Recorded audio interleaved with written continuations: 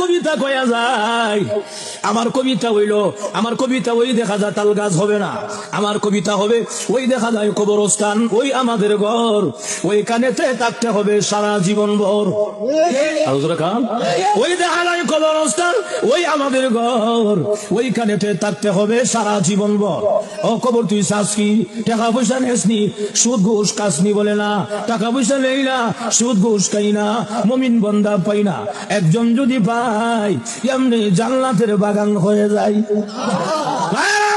এজন্য আল্লাহর রাসূল হাদিস শরীফে বলেন, আল কবর রাউযাতুম মিন রিয়াজিল জান্নাহ আও হুফরাতুম মিন হুফারিন নার। কবরটা কারোর জন্য জাহান্নামের গাড়া হবে, আবার কারোর জন্য জান্নাতের বাগান হবে।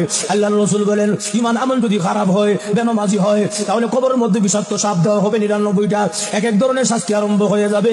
আল্লাহ যদি পক্ষান্তর ঈমান আমল ভালো হয়, পাঁচ ওয়াক্তের নামাজি হয়, এই লোকটাকে কবরের মধ্যে রাখতে দেরি হবে। একজন ঘোষণাকারী ঘোষণা দিবে, ওয়াল বিসুহু মিনাল জান্নাহ ওয়া আফরিসুহু মিনাল জান্নাহ।